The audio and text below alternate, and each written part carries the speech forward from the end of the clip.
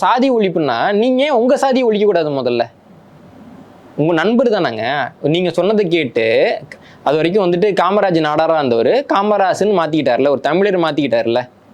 GT Naidu உங்க நண்பர் தானே, உங்களுக்கு முக்கியமான சேவைகள்லாம் செஞ்சு கொடுத்துருக்காரு இல்லையா? அப்படி இருக்கிறப்போ உங்க பேச்சே அவங்க கூட இருக்கிறவங்க நண்பர் கேட்கல, இல்லை கேளுங்கன்னு நீங்க வலியுறுத்தலை.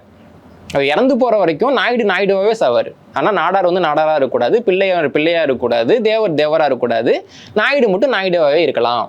எடுத்த எல்லாருக்கும் தானே எடுக்கணும், அதை ஏன் எடுக்கலன்னு கேட்கறேன். ஏன்னா அது அவங்க ஜாதிங்க. இன்னைக்கும் வந்து இவ்வளவு 21 நூற்றாண்டுல வாழ்ந்துகிட்டு இருக்கோம், கேட்பாங்க. தமிழ்நாட்டுல திராவிட இயக்கம் வைத்த அந்த சாதி ஒழிப்புங்கிற முழக்கம் வந்துட்டு தமிழ் சாதிகளை ஒழிப்பதற்காக மட்டுமே முன்னெடுக்கப்பட்ட முழக்கம்.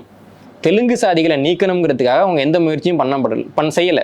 நான் என்ன கேட்குறேன், நீங்களா போய் ஜாதியெல்லாம் ஒழிக்க வேணாம். ஜிடி நாயுடு இறக்குறப்போ அவருக்கு வந்து ஜிடி நாயுடு சேரிட்டபிள் ட்ரஸ்ட்னு இருந்தது. அவங்க குடும்பமே ஜிடி சேரிட்டபிள் ட்ரஸ்ட் மாத்திட்டாங்க. அவங்களுடைய ஒவ்வொரு நிறுவனத்தின் கீழேயும் ஜிடி நாயுடு சேரிட்டபிள் ட்ரஸ்ட் யூனிட்னு இருக்கும், யூனிட் ஆஃப் அப்படின்னு போட்டு ஆரம்பிச்சது இருக்கும். பின்னாடி வந்து ஜிடி ட்ரஸ்ட் யூனிட் அப்படின்னு அதை மாத்திட்டாங்க.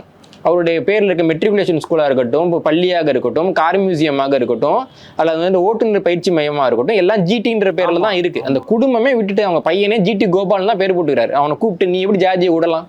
ஒரு நாயுடுவா பிறந்துட்டு நீ ஜாதியை விடலாமா? கோபால் நாயுடுன்னு போட்டுக்க. அதனால நீ நாளிலேருந்து நாயுடு நீ போட்டுக்க. அவன் பைத்தியக்காரன் நான் சொல்றது கேட்குறான், நீமா கேட்ப அப்படின்றது தான் நீ விடுதலை நமக்கு முன்னெச்சரிக்கக்கூடிய ஒரு கேள்வி இல்லைங்களா? சொந்த குடும்பம் அவங்களுக்கே ஜிடி நாயுடுன்னு பேர் வச்ச பின்னாடி தான் தெரியும். அவங்க அப்படி பேர் வைக்கணும் கோரிக்கையே வைக்கல.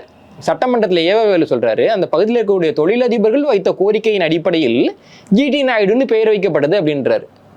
தொடர்பே இல்லாத தொழிலதிபர்கள் வந்து சொன்னாங்கன்ட்டு நீங்க பேர் வைப்பீங்க, அதுல ஜாதி பேரோட வைப்பீங்கன்னா என்ன நியாயம்?